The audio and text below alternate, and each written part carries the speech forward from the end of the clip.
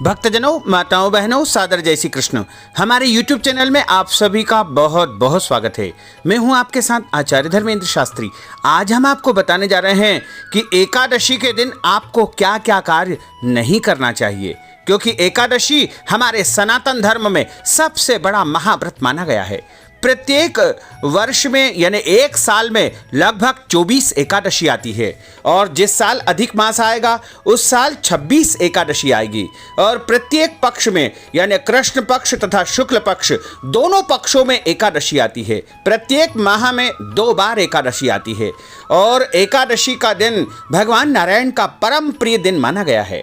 और ऐसा कहा जाता है कि यदि भक्त इस दिन एकादशी का व्रत करता है तो उसकी समस्त मनोकामनाएं पूर्ण हो जाती है और उसके जीवन के सारे कष्ट और संकट समाप्त हो जाते हैं, क्योंकि एकादशी का व्रत करने से हमारे जन्म जन्मांतर के पाप दोष नष्ट हो जाते हैं।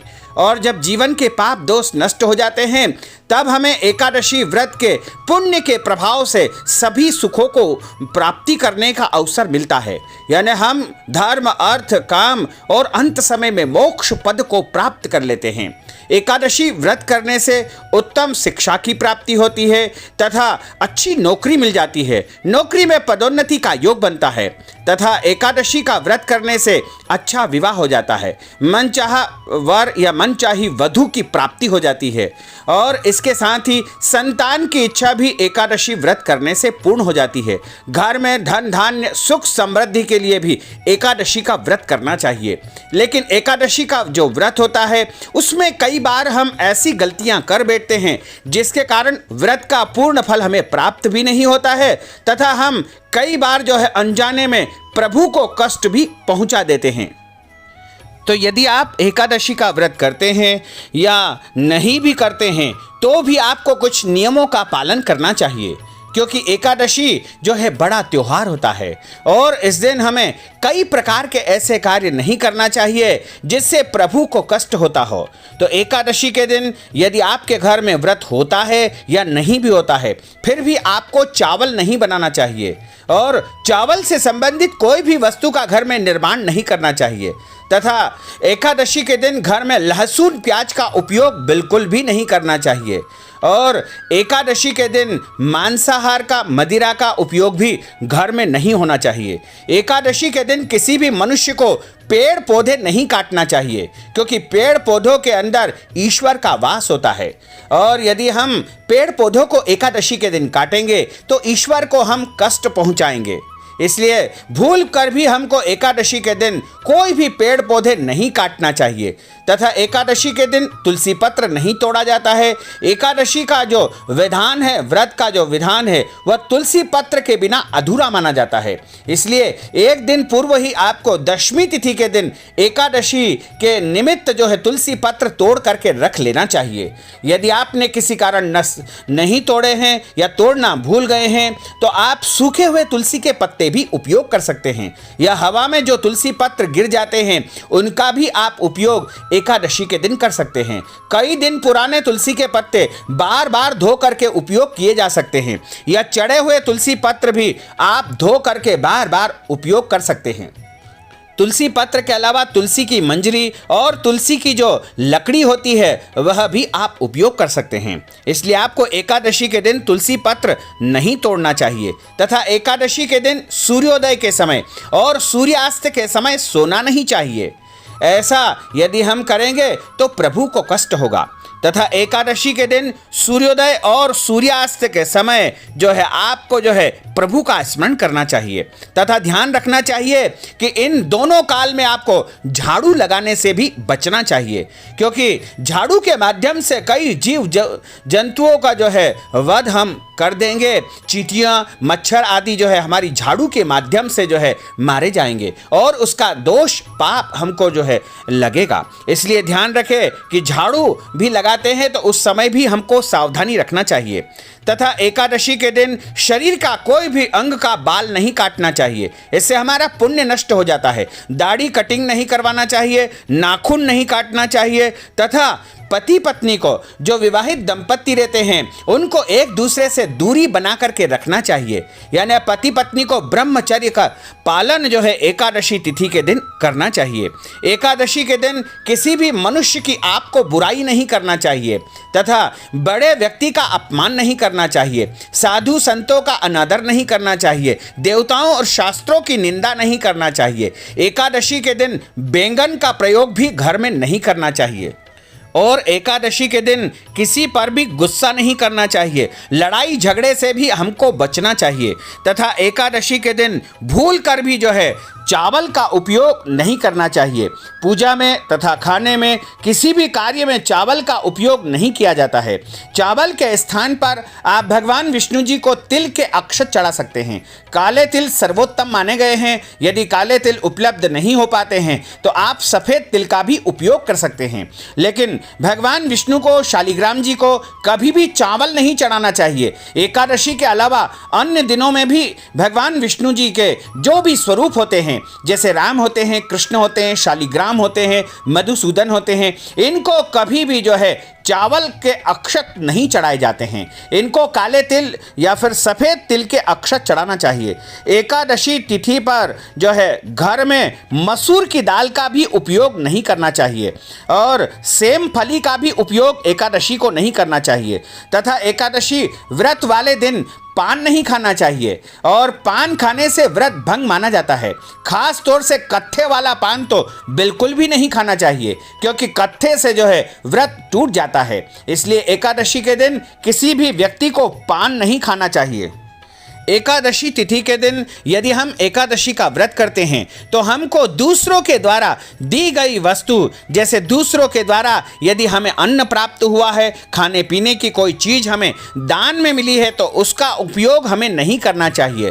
अन्यथा हमारे सारे पुण्य उस दाता को प्राप्त हो जाएंगे जिसने हमको वह सामग्री दान में दी है। इसलिए प्रयास करें कि हम अपने ही घर की वस्तुओं का उपयोग करें। साथ ही एकादशी के दिन में नहीं सोना चाहिए तथा एकादशी की रात्रि में जागरण करना चाहिए।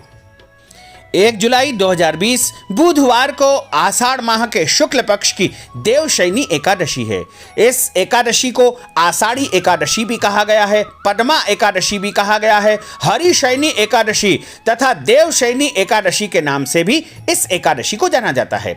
एकादशी के दिन आपको सबसे पहले ब्रह्म मुहूर्त में उठना चाहिए तथा नहाने के जल में काले तिल तथा गंगा जल डाल करके उस जल से स्नान करना चाहिए और स्नान करने के पश्चात आपको शुद्ध वस्त्र धारण करना चाहिए और स्नान करने के बाद हमको सोए हुए बिस्तर से स्पर्श नहीं करना है और हमारे जो बासी वस्त्र होते हैं जिनको हमने पूर्व में पहने थे उनको भी स्पर्श नहीं करना चाहिए तथा जो व्यक्ति आपके घर में स्नान नहीं किया है उसको भी स्पर्श नहीं करना चाहिए।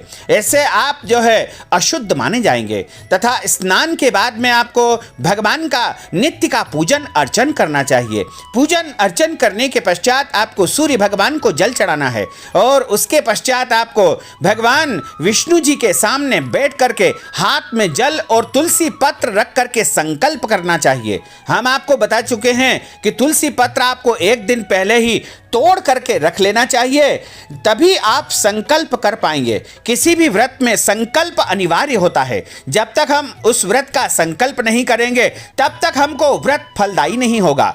इसलिए हमको हाथ में जल लेकर के, तुलसी पत्र लेकर के संकल्प धारण करना होगा और संकल्प इस प्रकार आप बोलिएगा। हिंदी में आप बोलिएगा 3 बार विष्णु विष्णु बोलिएगा।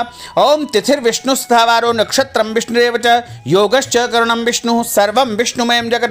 आप बोलिएगा कि हे प्रभु, आज जो है आषाढ़ माह के शुक्ल पक्ष की एकादशी है जिसे देवशयनी एकादशी कहा जाएगा। उस एकादशी का मैं व्रत करने जा रहा हूँ या करने जा रही हूँ।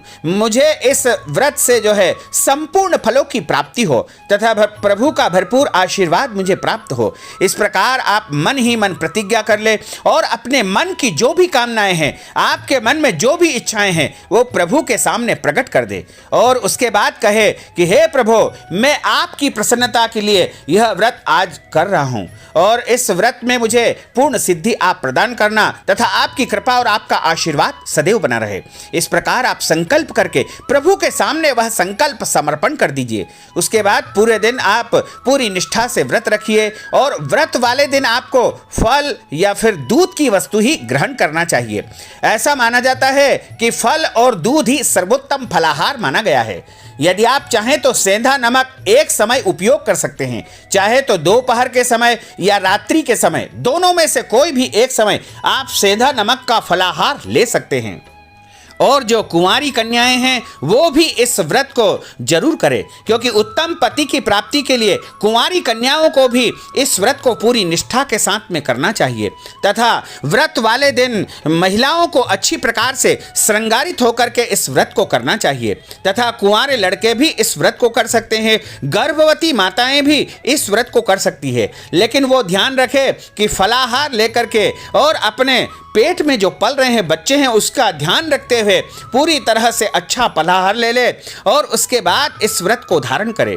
और बुजुर्ग व्यक्ति भी कर सकते हैं। यदि कोई रोगी व्यक्ति है, जिनको कोई भी परेशानी है, रोग है, तो वह अच्छा फलाहार लेकर के और नमक यदि चाहें तो रोगी व्यक्ति दोनों समय लेकर के इस व्रत का पालन कर सकते हैं। और इस दिन प्रभु का स्मरण करना चाहिए। ओम नमो भगवते वासुदेवाय, इस महामंत्र का जाप करना चाहिए तथा इस महामंत्र से आपको आहुति भी देना चाहिए। ओम नमो भगवते वासुदेवाय।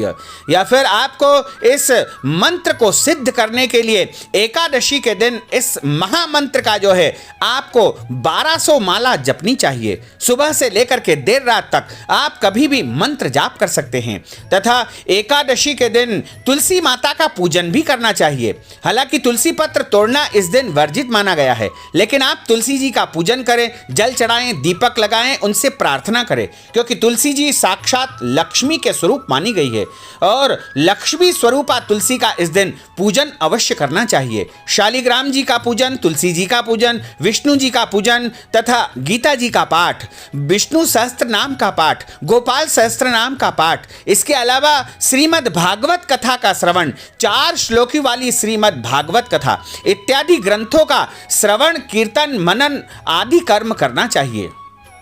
और चूंकि 1 जुलाई को जो एकादशी है वह देवशयनी एकादशी है, इसलिए आपको शाम के समय सूर्यास्त के पश्चात अपने पूजा स्थल पर एक छोटा सा गद्दा लगा करके प्रभु नारायण को, आपके घर में जो बाल गोपाल जी की मूर्ति है या विष्णु जी की मूर्ति है या विष्णु जी का कोई भी चित्र या फोटो है, तो उनको शयन करवाना चाहिए और उनको एक गादी बिछा करके तकिया लगा करके आराम के साथ में शयन करवाना चाहिए। और शयन आरती करके जो है रात्रि में भजन कीर्तन करना चाहिए।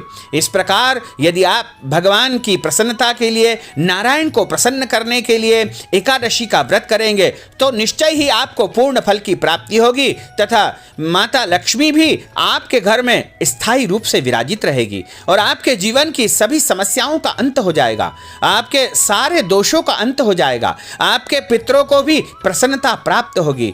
और एकादशी का व्रत जिस कामना से आप कर रहे हैं वह कामना आपकी पूर्ण हो जाएगी। तो भक्तजनों, माताओं, बहनों, हमने जो ज्ञानवर्धक जानकारी आपको दी है उसको आप अधिक से अधिक लोगों को शेयर करिएगा, लाइक करिएगा, कमेंट करिएगा और यदि अभी तक आपने सब्सक्राइब नहीं किया है तो अभी और इसी समय सब्सक्राइब अवश्य कर लीजिए। आपको और आपके परिवार को सादर जय श्री कृष्ण, सादर धन्यवाद।